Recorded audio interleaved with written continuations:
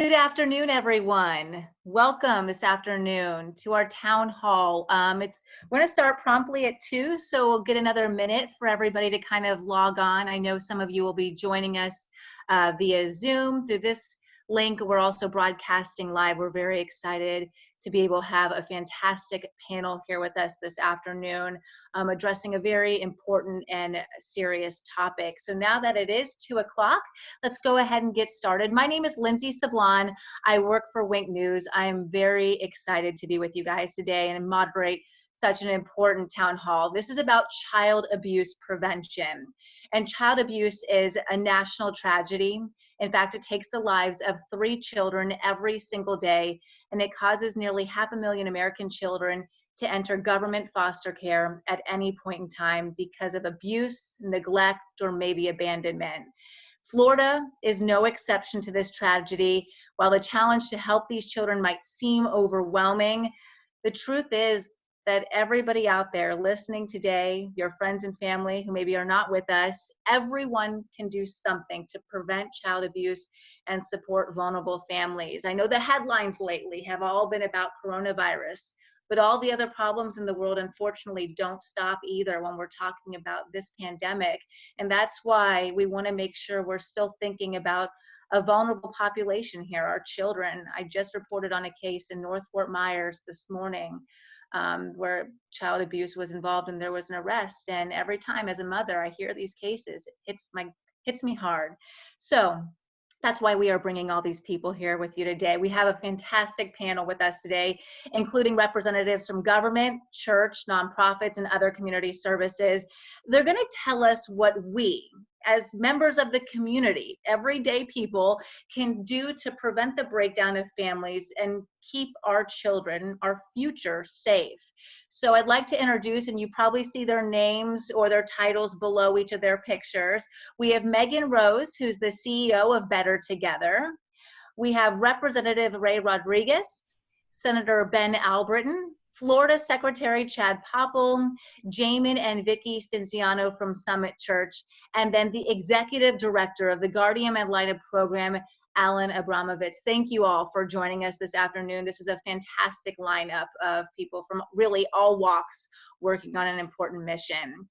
Megan, let's start with you, the CEO of Better Together, Naples-based nonprofit. And you're the one who put all this together for us today, so thank you. Before everyone else joined this chat room this afternoon, we were all talking amongst ourselves how grateful we were to have Megan to really spearhead the efforts. Megan, can you just give us a quick summary of what Better Together does and how your model is really different from traditional foster care?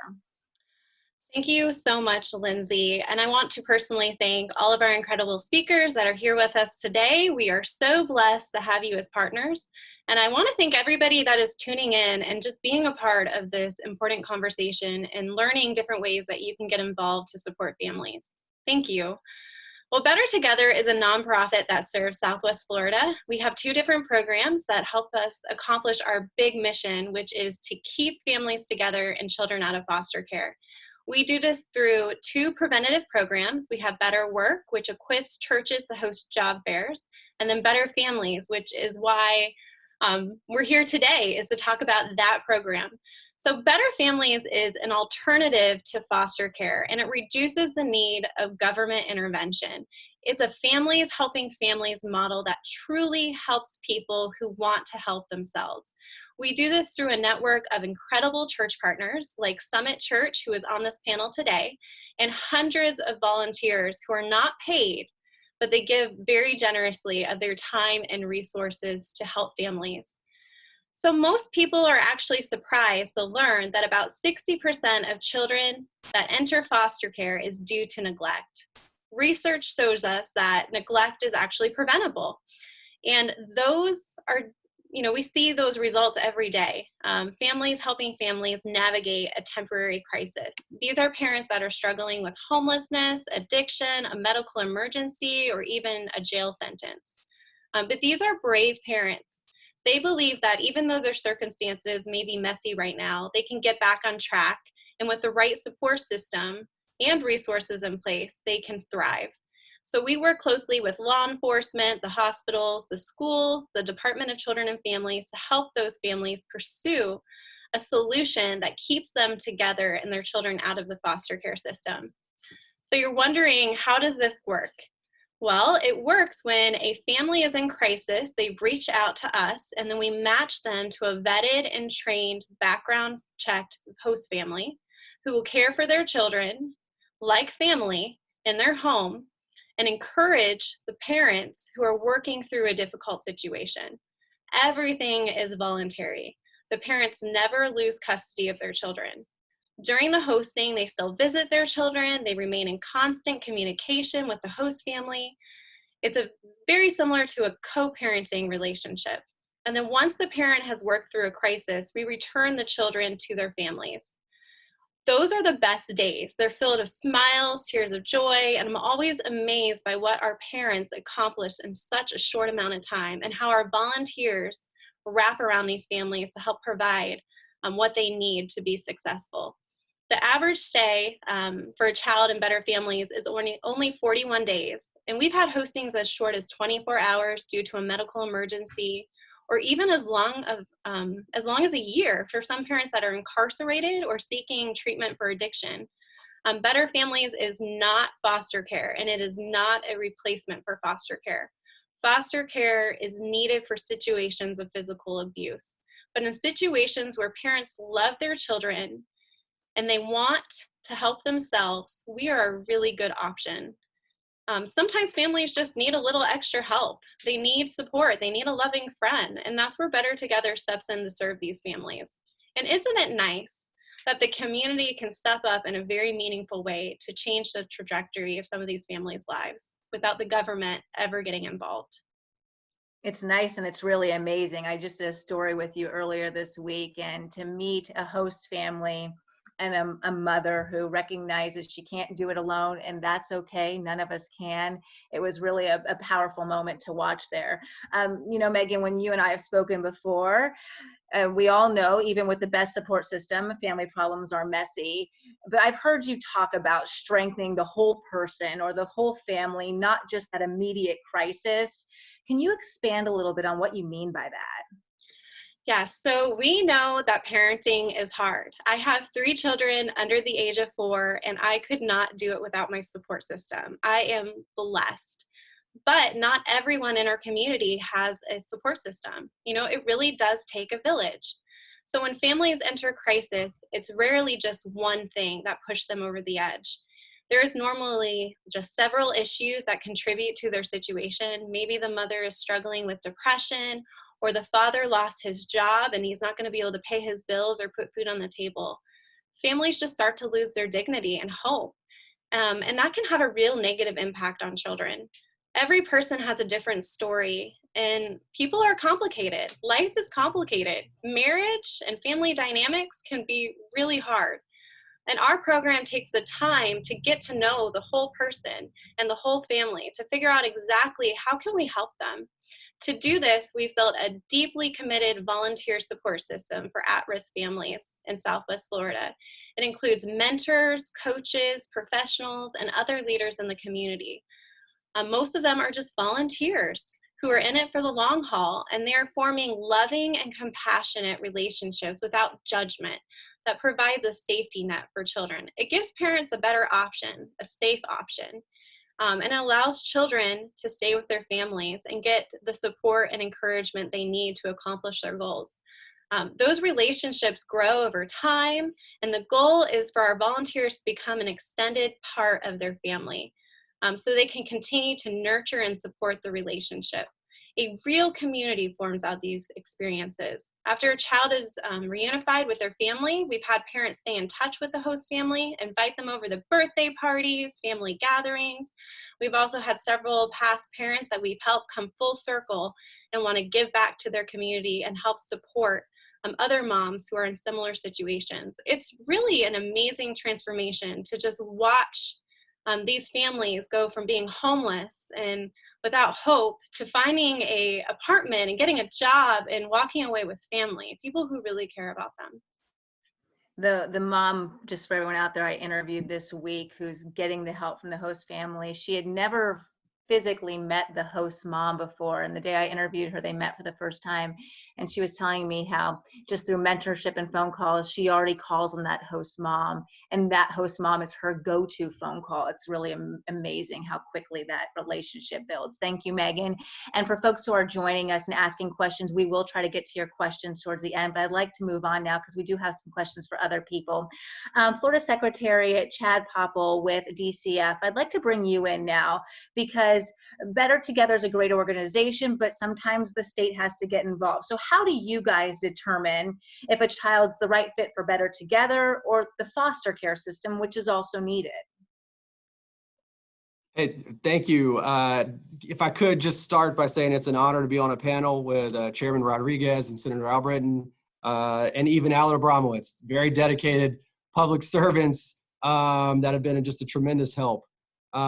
This is a topic that's near and dear to my heart. So shortly after coming on as being secretary and with the support of the governor and first lady, we set a pretty ambitious goal to reduce the number of families in crisis 20% by 2021. And so if you think about your involvement with the Department of Children and Families, typically speaking, if we are involved in your life, there is a crisis. And a lot of times it's very hard to unwind and start putting things back together because things have gotten to a certain point. So we have undertaken a strategic initiative to move more of our time and energy up front on prevention activities. And that's where something like Better Together is exactly what we want to do. It's got a couple of elements that we think are very strategic and areas that we can step forward as a state, really asking the faith-based and community-based partners out there that may not have a relationship with DCF, can you get involved? Can we leverage all of that horsepower to really help these families?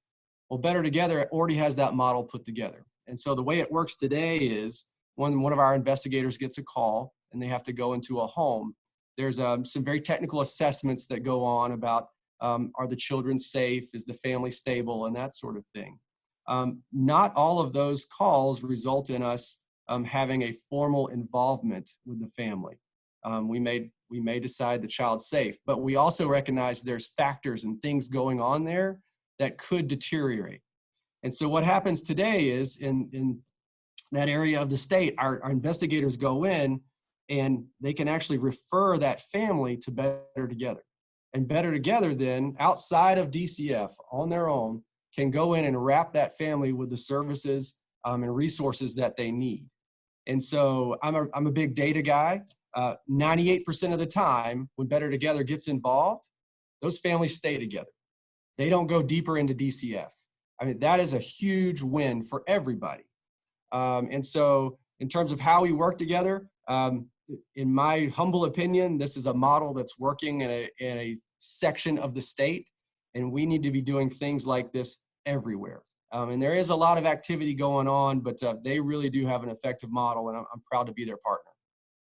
That success rate, the first time I heard it, I had to ask it again because it's such an amazing success rate. Secretary Popple, sometimes though a child does have to enter the foster care system. Unfortunately, that wrapping around the family isn't going to work. How can the people listening today, ordinary people in our community, really support that child while they're in the system? Is there something specific they can do to lift that child up, maybe even the family up? Well, each part of the state has an organization called community-based care organization. And so the state has contracted with these community-based care organizations to really design a set of services around the child welfare system for that area of the state. So what I'm about to kind of roll through some of the things people can do, there's an organization in your area that's designed to help connect you. And really, I know a lot of folks think, well, I'm not ready to foster, or I'm not ready to adopt. That is certainly some of the things that we can do, but there's a lot of other ways that you can help. Just kind of mentorship is a big one. Just having, just being in the corner for a child. I know we got our Guardian Ad Litem program represented very well here, but he'll talk about that. Respite care. How about just giving a foster family a night out? You know what I mean? Where they can go catch a movie and relax for a minute. There are dozens and dozens of those kinds of activities that really do make a difference and really do strengthen the overall network. because we got to take care of our foster children, yes, but we have to take care of our foster families as well. And there's all kinds of things we can do to wrap around them. We are, as a state, I did want to mention, we are putting more time and energy into getting organized in how we present the need to the community. And so to your question, how do I get involved? That should be a question that we already have answered for everyone with well-defined pathways on how you can move forward. So I do want to announce today, I mean, the governor has hired a tremendous individual named Eric Dellenbach to engage our faith and community-based organizations across the state. And he's already been out there working, unfortunately, during this COVID pandemic, but it's kind of fast forwarded some of the good things that came out of it. It's fast forwarded these relationships. And so we have recently just invested in some technology so that all of the churches and people out there can link more easily to these sets of needs that we have across the state. So we will be pushing that out in the near future. In the next, I'd say 60 days, there'll be more and more coming out about that for folks to get involved. But so I'll kind of reframe my answer. There's tons of things you can do, and they don't all involve, going to the end of fostering and adopting, although we would love to have you. And then the state is, I would say, building a better highway to connect all this stuff together. That is coming, and that'll be rolling out very soon. Interesting. Secretary, if you or Eric would like to do an interview with me once all that rolls out, I'd love to speak with you guys more about that. Would love to. Secretary Popple mentioned Guardian Ad Litem. That's a perfect transition. Alan Abramovitz, let's move over to you now. You're the executive director for Florida Guardian Ad Litem.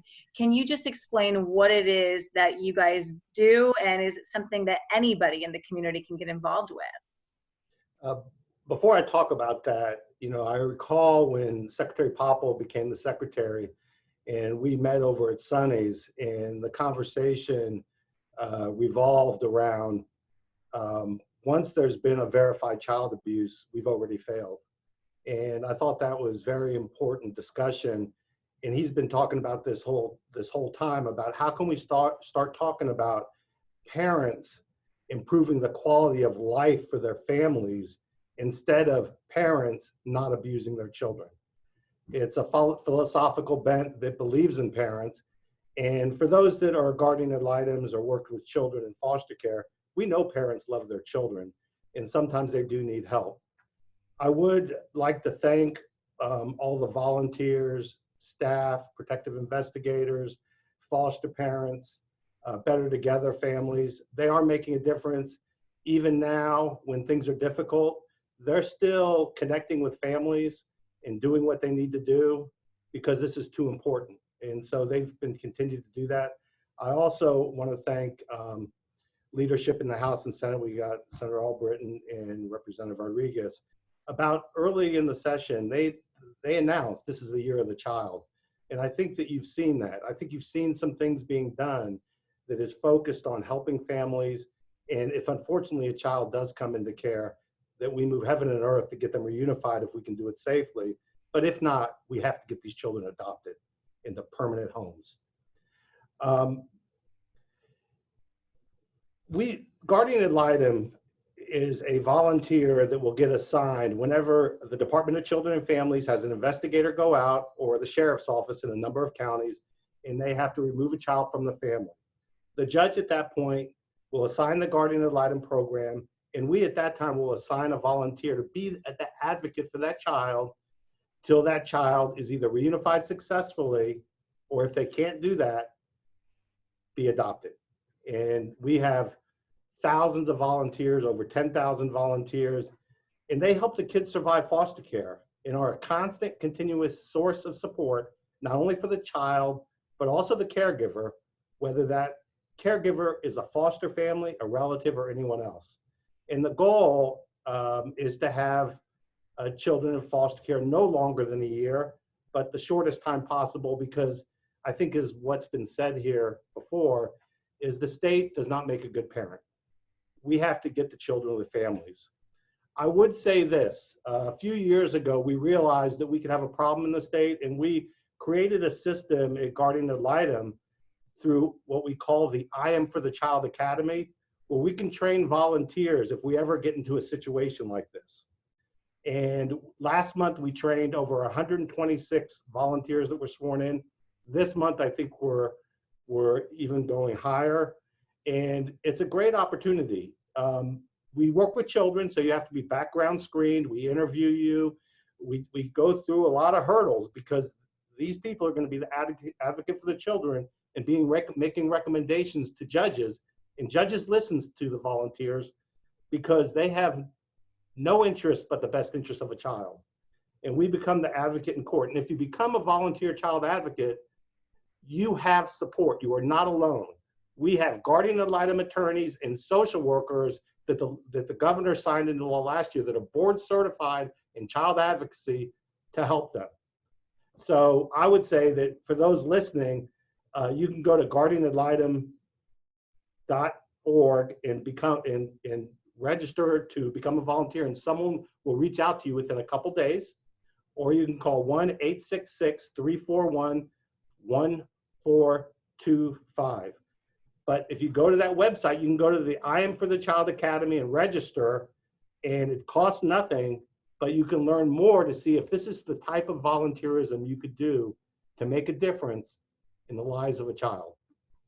Just because some people might not have caught that, can you repeat that number one more time for me, Alan, so everyone can make sure they can write that down or type it in their phone? 1-866-341-1425. And one other comment I'd like to say is that if a child has a volunteer child advocate, we know that child will have a significant adult in their life helping them. In fact, when we came up with our strategic plan, we actually talked to children from 6th grade to kids that have aged out of foster care to find out what they want for an advocate. And we learned a lot, and that's how we made the decisions in this organization. And so what you see is if you have a guardian ad litem advocate, you spend less time in foster care, you get reunified sooner, your educational outcomes, you name the outcome and it will be better. Okay, that's what I was going to ask you. So with an advocate, that child's outcome is a much better situation. Yes, and we always need more. I mean, if you think about it, last year we were on 38,191 children with 12,000 plus volunteers. But there are a lot of kids in foster care that need an advocate. And so for those of you that have a heart for children, we could use you. And I'm waiting for your call, Senator Albritton.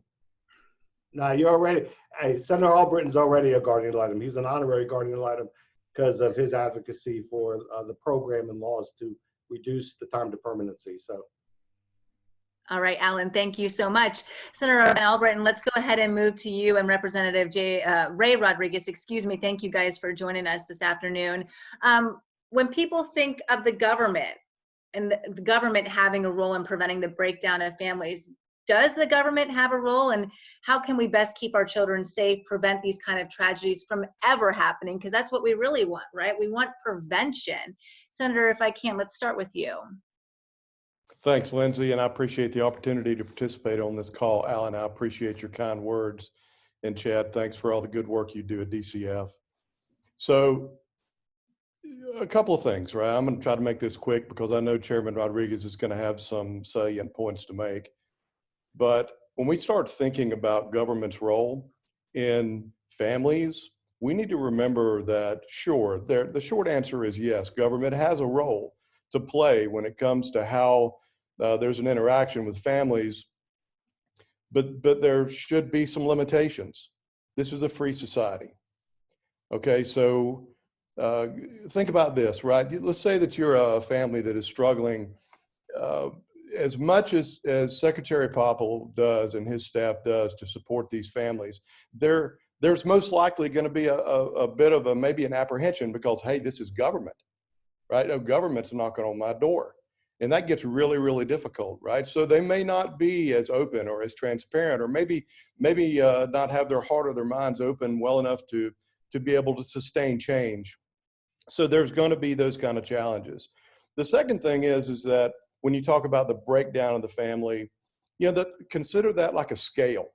right? You have a breakdown that may begin with some type of addiction by a mother or a father, and then you get all the way down to the end of that spectrum, and then you're talking about maybe some kind of significant abuse because of the very first. The large question is that where does government get involved on that spectrum, right? Clearly, if there's abuse that's going on, regardless, that is a symptom of a core problem. Okay, so government absolutely has a role to play. If that child's being abused, you betcha.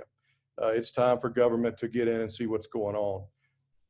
But on the front side of that spectrum, I think government has some challenges. Government's pretty good at treating symptoms. And that's nothing negative against government, but it's just the function of government. It has a hard time sometimes finding core problems because symptoms are kind of how we evolve around legislation and the like. All that being said, my point is about the breakdown of the family and what government's role is. It should be limited unless it's absolutely warranted. Look, the golden ticket out there for these families, we've talked about this before, is the faith-based community. You talk about boots on the ground, you're talking about people in communities. When we use the words, it takes a village, from my perspective, the village is not government. The village is community. The village is faith-based, the faith-based community. It's friends and neighbors and folks that these families that are having challenges can learn to trust in a very, very quick fashion, like what Better Together's doing. So I'm sorry it's a little bit of a run-on, but there should be a limitation, and it's really the community's responsibility holistically to provide some healing and support. Representative Rodriguez, where do you fall on that line? First, let me say thank you for putting this together, Megan. I think this is a great topic, and it's a good thing to bring us all together to have this conversation. And I'm going to agree. I do believe if you look at what the role of government is, the primary role is to protect the safety of its citizens. And I think everyone agrees with that, regardless of where you fall in the political spectrum, whether you're Republican or Democrat, conservative or liberal. I think everyone agrees that government's primary role is to protect the safety of its citizens. When you're talking about children, you're talking about our most vulnerable citizens. So there's absolutely a role for government to protect those children. The question becomes, how do we prevent this from occurring? And to that point, now you get into conflicting priorities, if you will, because it's also in government's interest for families to remain together and to remain strong. So I think when there's a conflict, the conflict begins with siding on the side or erring on the side of safety. If there's a possibility that a child is being abused, then government absolutely has a role to investigate that allegation of abuse and make a determination if something is occurring, and then act upon the findings. And so as we look at what government has set up, that's what we've done. The system of child abuse prevention in this state and in this country is predicated on the children being outside of the house, coming into contact with their teachers, coming into contact with physicians, coming into contact with school resource officers. All of these people are mandatory reporters if there's any indication of a child abuse situation. And that helps us to address child abuse. Does it prevent it? Unfortunately, no. And I'm not sure how we'll ever get to a point where child abuse will be completely prevented. But as long as we maintain this strong system of mandatory reporting and strong government investigation, then hopefully we can catch child abuse when it starts and prevent it from ever becoming any worse. And that those mandatory reporters are so key. Unfortunately, challenging times right now because everybody is being told to kind of stay home. Kids are not in school, not in after-school programs. So the lack of support's there for the parents who may already be in crisis. And then you also have children not being seen by people. It makes it a very difficult situation for our community as a whole. But Representative Rodriguez, let's stick with you for a moment. When we're talking about the current support system for our children and our families in Southwest Florida, do you think what we're doing is right? Are you satisfied? Is there anything else that we could be doing, or you guys could be doing, public officials, to raise awareness and get more citizens and volunteers involved? Well, I would say this. I think if you look at Southwest Florida compared to other areas of the state, we're in a very strong position. And a large part of that gets credited to the organizations that we have here. For example, Better Together is much more active in this area because it really originated in this area and has grown out to other portions of the state. So if you look at the statistics over what their organization has done and the number of children that they've been able to intervene and help the children and the families out, these are children that have never had to go into the system for neglect because it's been addressed on the front end. If you look at the system we have, once a child actually does go into the system, we have a strong guardian ad litem volunteer base here in Southwest Florida. Could it be better? Sure. If we had more guardian ad litems, that would be a good thing. We have strong foster families here in Southwest Florida. Could they be stronger if we had more? Absolutely. So we could always use more foster families. We could always use more guardian ad litem. We could always use more families to participate in organizations like Better Together. We could always use individuals to volunteer to be mentors in organizations like Big Brothers Big Sisters. Anytime that we can intervene with a child and have a positive influence, that will pay off in prevention later down the road. And so as I look at where we are in Southwest Florida, we're in a relatively strong position compared to other areas of the state. Could it be better? Absolutely. The way it could be better is if more people were involved. And hopefully as we come out of this pandemic, we will see more people interested in doing that, and we'll see more participation. Thanks, Representative Rodriguez. Senator, if I can bring that same question over to you, are you satisfied with the current system that supports our children and families, specifically in the Southwest Florida region? And what else do you think could be done to raise public awareness? Well, not to waste anybody's time, but I will tell you that I agree completely with the comments that Representative Rodriguez made relative to the current process and how that's working. The second part of the question, though, is significantly important, and that is as community leaders, elected officials, we get a really great opportunity to have a platform that we can raise issues to the forefront, right? So what can we do as public officials to help raise awareness over what the needs are in this system, what the opportunities are in this system? You know, I would imagine everybody that's elected, most everybody that's elected, they probably have a Facebook or they have communities where, as an example, when they go to speak in front of a Rotary Club or in front of some organization, we'll make sure at the end, be sure and say, look, we have a real need for foster parents here in this state. Please consider being one of those. And if you have any interest, reach out to our office. There's all kinds of excuse me, of opportunities to raise awareness. And we just have to, it needs to be front of mind is my only point. It needs to be front of mind to the elected officials, and we can get the word out, and we need to be doing that to a greater extent. That I'm not satisfied with, no. Senator, thank you so much. Let's move on now. We've touched a little bit on government. We've talked about Better Together and nonprofit. Some of you, though, in this panel have already brought up our faith-based community. So Jamin and Vicki Stenziano with Summit Church, you are also foster parents. I'd like to open it up to you guys now. When people think about children in crisis, they're often looking, like I mentioned, government and nonprofits, but really the faith community, it plays really a massive role in tackling these issues in our area specifically. Can you give us a picture of how the churches are really stepping up to strengthen our families and our community? Yeah, absolutely. First of all, I just want to join everybody else in just saying thanks for allowing us to be on this panel. It's an honor. I'm so thankful for Megan putting it together. Secretary Popple, Senator Alberton, Representative Rodriguez, really grateful for a government that has this at the front of what they're thinking about. Alan, as a foster family, we've been so thankful for all of our guardian ad litems over the years. They are an invaluable piece of what we are called to do.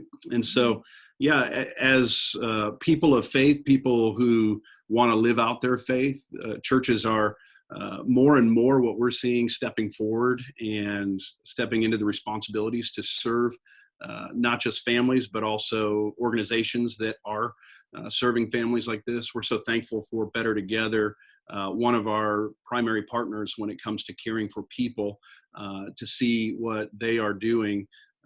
Really, if you go back to the scriptures, what we hold to be true, we are people that follow Jesus. We're people that have trusted that we were vulnerable and there's one who came and took care of us. And in that same way, we want to imitate the Savior in caring for vulnerable children, for vulnerable people. And so we try to step in a variety of ways by advocating for individuals in our church taking children into their homes, but we also know not everyone is supposed to take a child into their home.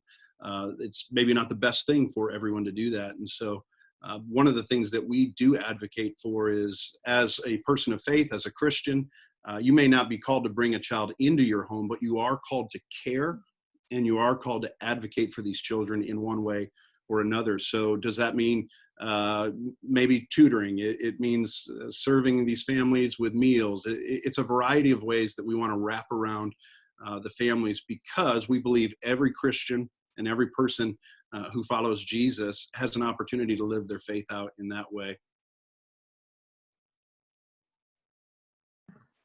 Does it matter, Jamin and Vicky, if the family in need is not a member of the church? No, it's actually a really awesome opportunity for us to serve our community, to be able to step in where we find the needs to be. And so, no, not at all. That's our pleasure, our privilege to step in.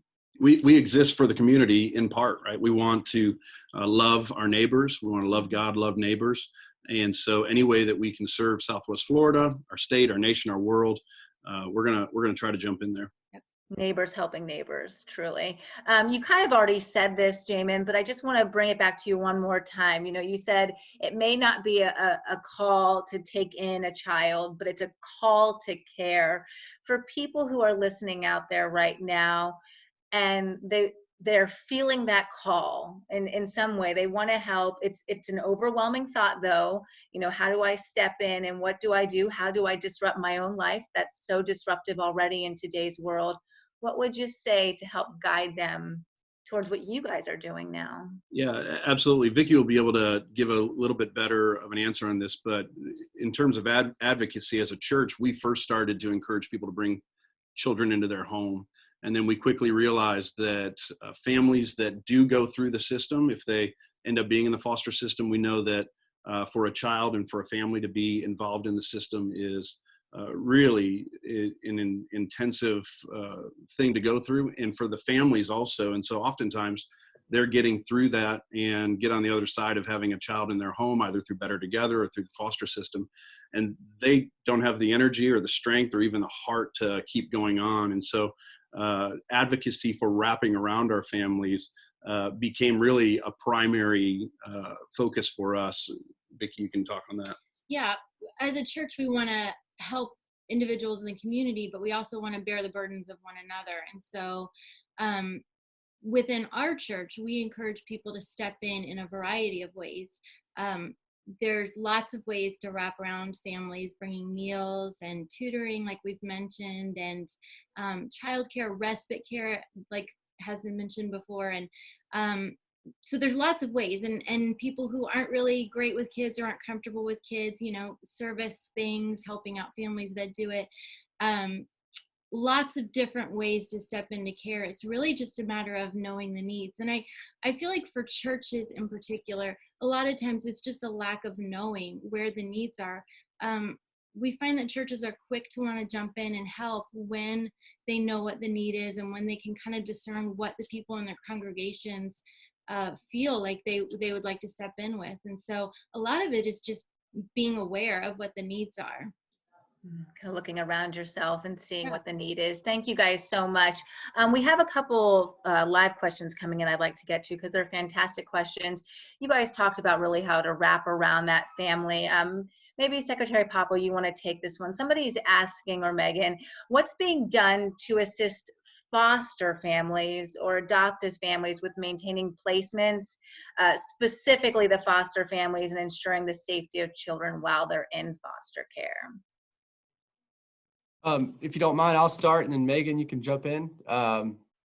Two of the things that we track all the time, and we actually report on up to the federal level, the reabuse is a measure that's very important to me.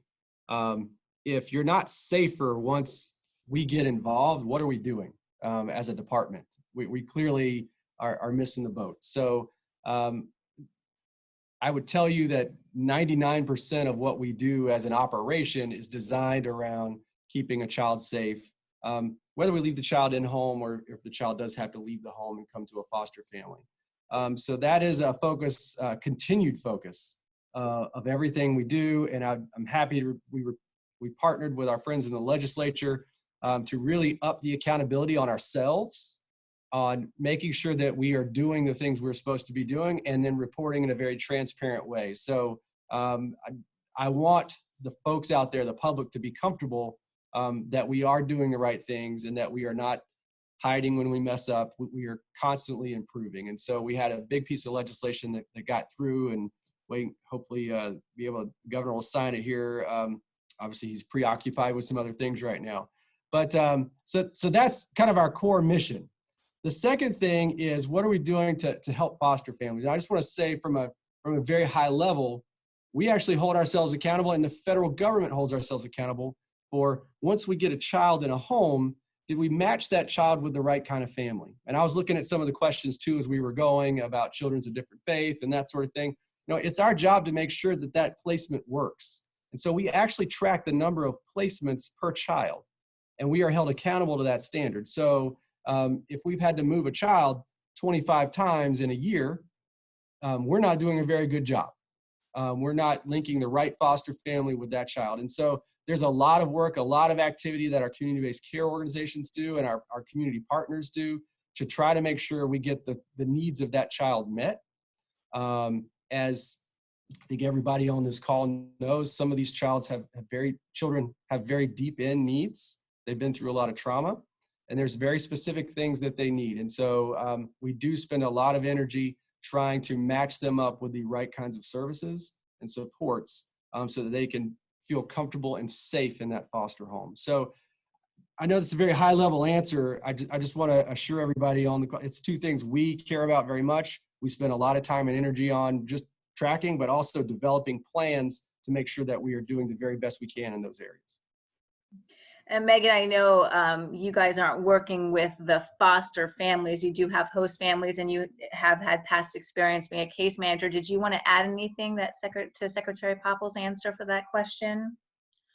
I just want to say foster parents are amazing. I used to direct a foster care agency, and we need more foster families that can take in kids, period. If we have more families that can care for children, and then be supported, so meals, diapers, everything that Jamin and Vicki talked about, that makes a big difference. I've had a foster child. I've been a foster parent myself. I know Jamin and Vicki has, and it takes support because you're dealing with a lot of complex issues that are really challenging.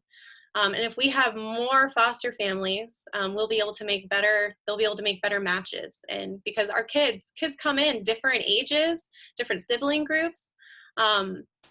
And if you don't have a lot of families to be able to connect those kids to, it makes it really challenging. And again, like what we're trying to do at Better Together is to reduce the need of foster care so the system isn't overwhelmed and kids can get connected to the right foster family and have a really good outcome.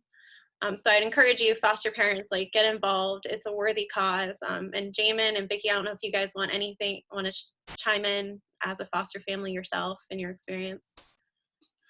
Yeah, no, we would just say that we do feel supported by the state.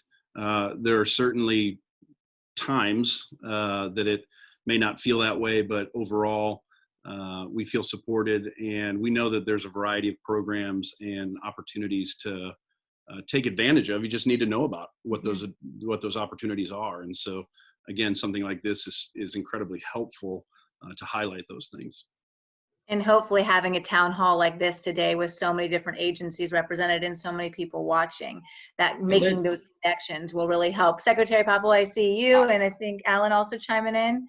It would be criminal if I didn't echo what Megan was saying. The foster families have been amazing. I just want to kind of point out during the midst of this COVID pandemic, early on when we didn't know as much as we know now about the virus, kept their doors open to new kids. We had foster parents saying, bring me your COVID positive children. Just think about that. It's been truly, truly inspiring. And I just want to give my thanks, and for all the people at DCF and the governor and First Lady, just really inspiring. We're very, very thankful for our foster parents. Alan, you want to chime in too? Yeah, I wanted to, really appreciate what foster parents do, and we need to do more. Senator Albritton a few years ago sponsored being a foster parent as a walk in the park, where our foster parents had free access to all the state parks. I don't know if people realize you were the one that did that bill. He also did a bill to make it Foster Parent Week during session. So during session, the legislators knew that they were there, and we need to support them. But I wanted to mention another way to volunteer. I talked about the Guardian ad Litem program, but First Lady Casey DeSantis has been leading the charge in Volunteer Connect. And there's a lot of different ways to volunteer in Florida, and Floridians are the most caring people that I could imagine. I mean, they all step forward. Everyone wants to make a difference. And if you go to volunteerflorida.org, you can figure out how you can make a difference. You can become a mentor. You can help with food pantries, whatever. But I know that it's near and dear to the heart of the First Lady, Casey DeSantis, and wanted to make sure that got out there also. All right, thanks so much, Alan. We'll make sure in this thread that we have too, we get that website up for you guys.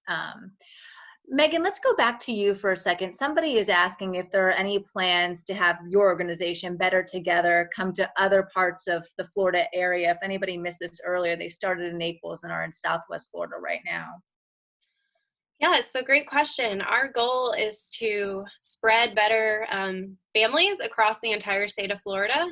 And we're excited about just the doors that are opening and our partnership with the state, and to hopefully bring this preventative program to every county in the state of Florida. And so I'm grateful for everything Senator Albritton, Representative Ray Rodriguez are doing to support us in this effort. And I'm just seeing some of the questions too. You do not have to be involved with a church to be a part of Better Together and volunteer and help support families. And I encourage you to go to our website, learn more. If you are listening and you're from a different county in Florida, I would love for you to reach out. We would love to connect and see how we can just start getting connected in your community and hopefully build a foundation that we can launch the program there.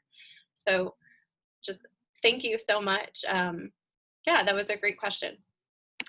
You know, when Megan and I spoke earlier this week, when we were doing a story, one of the things she talked about with me was that the number one reason families need Better Together, why they're in crisis, is homelessness. And I would be remiss if I didn't mention today's the first of the month when mortgage and rent is due. My newsroom is inundated with phone calls. I can't make the bills. I just wonder, and I'm opening this up to anybody on our panel, in light of this pandemic, I mean, I know this problem never goes away, but in light of this pandemic, is there any one thing that any one of you is really concerned about when it comes to our children and the parents that, are dealing with a crisis day in and day out right now? I would love to just take a moment and encourage parents. Like, if you know somebody who is struggling, and if you're in a situation, it's a very brave thing to do, to reach out and ask for help. And it's okay to ask for help. All the families that we've served, like, they have said, there's no shame in asking for help. We would rather you ask for help and allow us the opportunity to wrap around you and help support you and get you connected to loving community and resources than you to suffer alone. The community, I'm just always encouraged by the community and their willingness to come alongside families and help them. But the key is you have to be willing to help yourself. You have to be willing to take the steps that you need to take in order to better yourself and better your situation. And if you're willing to do that, we can give you a gift. a gift that your children are in a safe place, a gift that you're going to have volunteers that are going to rally alongside you and support you. So if you're in a situation that you did not anticipate to be in, reach out to us. We want to support you. We want to love on you. We want to help you become the parent that you need to be for your children. Secretary Popple, if I may, you know, we had a headline the other day that hotline calls for, you know, child abuse and even domestic abuse are down. I know I've heard from some of the shelters here that deal with domestic violence, their concern is that it's not really down. It's just that that victim is in the home with the potential abuser. And so the phone call is not being made. In the case of our children, with hotline calls potentially, is that accurate? Are hotline calls down? And what do you surmise of that? I don't have this week's data, but we were trending, you know, around 30% down. It was what's happened and what typically happens when school lets out. You know, our teachers are around these kids a lot. And so teachers are mandatory reporters. And so that's a large source of the calls to the hotline. And so in the summertime, we typically see a drop, a pretty significant one. And essentially what's happened is we saw that same drop, but even a little more of a decline because everybody's sheltering in place. So now fewer people are seeing the kids. And so it's not a good statistic. It's something we're very concerned about. And even as we come out of this and we start reopening things, now it's summertime, so the kids aren't back in school. And so you're talking about some of these children going really 5 months without really being around other individuals for any length of period of time that probably aren't associated with the family. And so it's something we are very concerned about. We're in talks on how do we address this? How do we get the word out? And I want to hold this up as an example. We all have somebody in our life, in our network, that has struggled with alcohol abuse, substance abuse. Maybe they have been rough with their children in the past, neglect their children and things of that nature. It really is about the community coming together and paying attention to one another. And I want to give this example. So we had, steep declines on our hotlines, and Easter weekend, when folks typically will pick up the phone and check in on family members, how you doing, that sort of thing, our calls went back up. And so our theory is we started checking in on our neighbor. How's it going? And folks saw things, heard things, and started making calls again. So it can be as simple as let's be a little more diligent. Let's be a little more outgoing to reach out to the people that we know have struggled in the past. I can't say I have all the answers to that. It is a problem. It's something we're going to have to really be make a concerted effort on messaging coming out of this. And it's going to be kind of, you see something, say something sort of thing. But it's a trend that we are monitoring and are concerned with. I want to make sure Alan, I see you sticking your hand up. Go ahead. I would also say that caregivers can get help themselves. They can see that they have a problem. And, most caregivers want the best for their children. And I would say, if you feel like you are feeling frustrated, being enclosed, call 211. They have a lot of resources for people, and that's statewide. And that can make a big difference.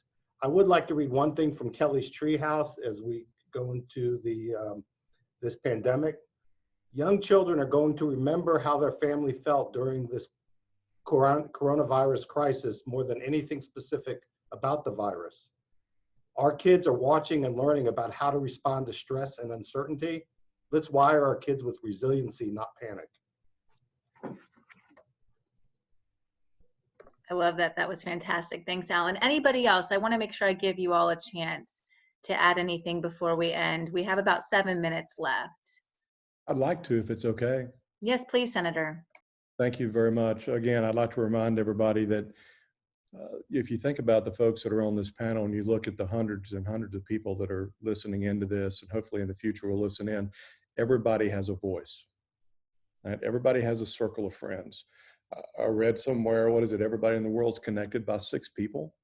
I mean, think about the magnitude of impact, right? If we are being thoughtful and talking about foster care, talking about supportive care, palliative care, supportive care. So this is what I would end with. If you're listening to this call and you're really not sure what you can do to help, and you can reach out, I can tell you right now, you can reach out to the Guardian Ad Litem program. You can reach out to your community-based care organization. Heck, you can call DCF and ask a question. And the question is, how can I help? It's really that simple. And I'll guarantee you that if you'll open up your heart and your mind enough to connect with the folks that are in this system and ask that question, the answer is not going to be that really we're good, right? We don't have a need. Thanks for asking. That's not what's going to happen. Right? They're going to have a list of things that you can use to invest in your neighbors. And I would just encourage you to do that. And then lastly, listen, if you're a person of faith right now, pray for these families, pray for their caregivers, pray for Secretary Popple, pray for, the folks that are out there doing this work for them. And it's hard. This is really hard work. So I just leave you with that, and I appreciate the opportunity. Thank you. Thank you, Senator. I think we're going to go ahead and conclude this. I would just say, as a mother of 2 young ones, I know I'm very fortunate. I have a great support system. I know I can't do it alone, and I'm okay with that. And I think it's fantastic. We have so many people listening today who maybe feel a little bit of that tug in their heart and their soul saying, maybe I want to make a difference. And maybe the last month of having some time with family and reflection and not all the other things in the social world has given that opportunity to kind of reflect on what really matters in life. So know that we all need support, even the people with the best support systems, and that you can, like Megan started with this, you can change the trajectory of somebody's life. If nobody else in the panel has anything else, I just want to kind of wrap up. Okay, everyone's looking at me like they're good. Let's make sure I get all of the information out here. So what the takeaway is today, the need, it's great. It's not gone away, folks, and it's never going to go away, unfortunately. But now is a time all of us are calling on you, all these faces on this panel today. Please take action, like the senator said. If you register for today's virtual town hall, you're going to be receiving an email shortly after. It's going to have a recording of this discussion and some more information on the next steps that you can take to get involved. We hope every single person listening today takes a next step. You can pass this recording along to friends and family. If you did not pre-register, you can find more information on Better Together's website. I think it was in this chat, but I'm also going to read it out to you. It's just bettertogether.us.org. And this, at this time, concludes our virtual town hall. Again, my name is Lindsay Sablon. I work with Wink News. And just remember, please, everybody, together, we can all be a part of the solution to end child abuse and neglect in Florida. Have a safe and healthy Friday.